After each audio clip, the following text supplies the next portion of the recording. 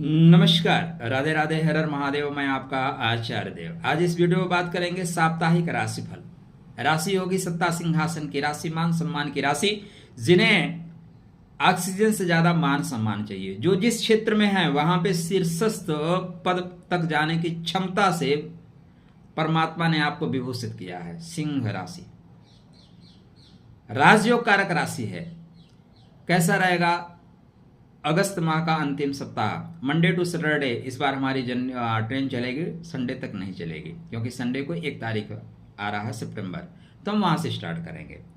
तो पहले आपको और आपके पूरे परिवार को, आपके पूरे समाज को, राष्ट्र को, सबको जन्माष्टमी की मंगलमय शुभकामना। भगवान योगेश्वर कृष्ण आपको इतनी शक्ति दे, इतना सामर्थ्य दे कि आप अन्याय से लड़ सके, आप बुराइयों से लड़ सके और धर्म स्थापना के लिए आप दृढ़ संकल्प होकर खड़े हो जाए। धर्मो रक्षति रक्षिता। ठीक, यह पर्व सामान्य पर्व नहीं है। यह पर्व हमें शिक्षा देने के लिए आता है कि भाई जेल में पैदा होने के बाद अगर अपनी ही बात सोचते तो जेल में रुक जाते, फिर मथुरा में रुक जाते, वृंदावन में रुक जाते। नहीं, यात्रा आगे तक की थी। भीष्म पितामह को जब भगवान योगेश्वर कृष्ण मारने दौड़े तो भीष्म पितामह ने एक प्रश्न किया, अरे आप तो अवतारी हैं, आप नियम का पालन नहीं करोगे, आपने तो प्रतिज्ञा ले रखी। उन्होंने कहा, सुनो पितामह, प्रतिज्ञा की ऐसी की तैसी, यदि धर्म खतरे में है तो अपनी प्रतिज्ञा बचा के ही क्या करेंगे।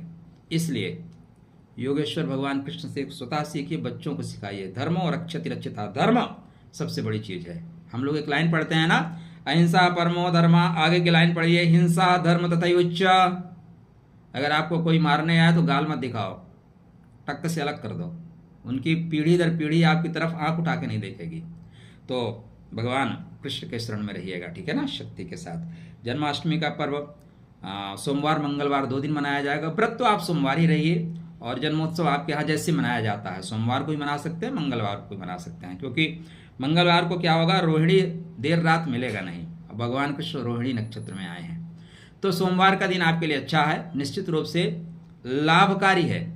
निश्चित रूप से लाभकारी। क्यों? क्योंकि आपके नक्षत्र में चल रहा है भाई, कृतिका नक्षत्र में, काट के अलग कर देगा, चीजों को ठीक कर देगा। लाभ के घर में चल रहे हैं तो कर्म से लाभ, आप जो काम करेंगे लाभ होगा। दूसरे दिन रोहिणी नक्षत्र में चल रहे हैं, ठीक है, रोहिणी नक्षत्र में।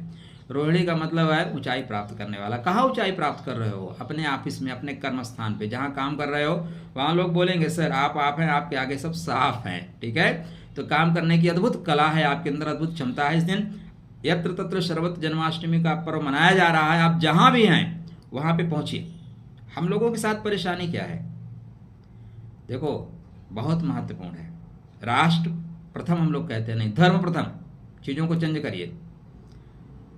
बांग्लादेश में देख रहे हो क्या हो रहा है। हमारे भारतवर्ष में इस बार क्या हुआ, बड़े बड़े जो लोग हैं ना, सोचे छुट्टी है, चलो परिवार के साथ स्विट्जरलैंड घूम के आते हैं, उसी का परिणाम भुगत रहे हैं आप। सरकार को वोट देने के लिए टाइम नहीं है लोगों के पास। ठीक, धर्म प्रथम है मित्रों, उसके बाद सारी चीजें हैं। इसलिए बच्चों को धर्म से जोड़ के रखिए। उन्हें बताइए कि योगेश्वर भगवान कृष्ण कौन है। ये मत बताइए श्याम चूड़ी बेचने आया। अरे श्याम के पास बहुत काम है भाई। ये कथावाचकों को ना लाल करना चाहिए, उनको बताना चाहिए योगेश्वर भगवान कृष्ण वो है जो जेल में बंद हुए तो जेल के फाटकों को तोड़ के बाहर आ गए। जेल में रहना कबूल नहीं किया, बोले नहीं जेल में हम रहेंगे ही नहीं जी, तुरंत दरवाजा तोड़ दिए, पूतना को मार दिए, कंस को मार दिए, और अंत में महाभारत के रण में खड़े हो गए। चाहते तो खुद सबको समाप्त कर देते, लेकिन नहीं, लीडरशिप को उन्होंने क्रिएट किया। आ जाओ तुम लोग लड़ो, तुम्हारा समाज है, तुम्हें लड़ना होगा। और एक इशारे से प्रकृति बदल देने की क्षमता रखते हैं, लेकिन आवश्यकता पड़ने पर रथ भी खींच देते हैं, रथ हाँक देते हैं। ये सारी चीजें अपने बच्चों को समझाइए, नहीं तो कुछ मूर्ख टाइप लोग श्याम चूड़ी बेचने आया, ठीक है, ऐसा सिखाएंगे। वो ये नहीं बताएंगे कि उनके एक इशारे पे प्रकृति परिवर्तित हो जाती है। राष्ट्र के साथ साथ धर्म जरूरी है। धर्मो रक्षति रक्षिता। तो 27 का दिन बहुत अच्छा जाएगा। आप जो चाहोगे वो कर पाओगे। आप ऊंचाई प्राप्त कर रहे हो, मानसिक रूप से और आध्यात्मिक रूप से, दोनों रूप से ऊंचाई प्राप्त कर रहे हो। कर्म क्षेत्र पे अच्छा करोगे। 28 को थोड़ा मन भागेगा, लेकिन आर्थिक रूप से सबल रहोगे। क्या?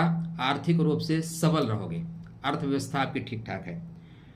29 थोड़ा सा रुकावट आएगा, लाभ के मार्ग में रुकेंगे। इस दिन काम आपके जो हो रहे हैं थोड़े से अवरोध युक्त होंगे, थोड़े काम रुक जाएंगे, लोग बोलेंगे सर कर देंगे, लेकिन करेंगे नहीं, जानबूझ के बदमाशी कर रहे हैं। तो प्रातःकाल राहु को कुछ खिला के चलिएगा, राहु जनित लोगों को दे के चलिए, कुत्ता या कुत्ते टाइप लोगों को कुछ खिला के चलिए, चीज़ें बेहतर होंगी।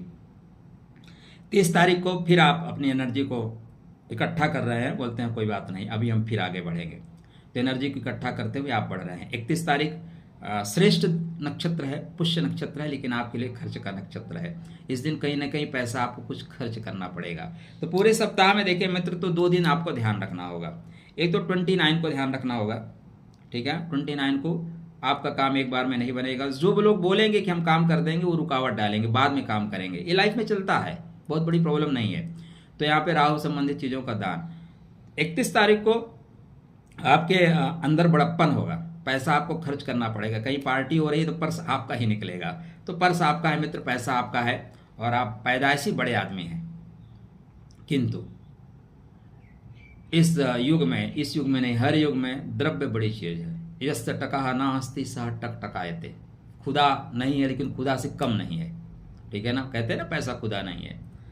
और जहाँ खुदा है वही भगवान है, जहाँ खुदा है वही भगवान है। अगर संशय है तो खोद के देख लीजिए, मिल जाएंगे। राधे राधे।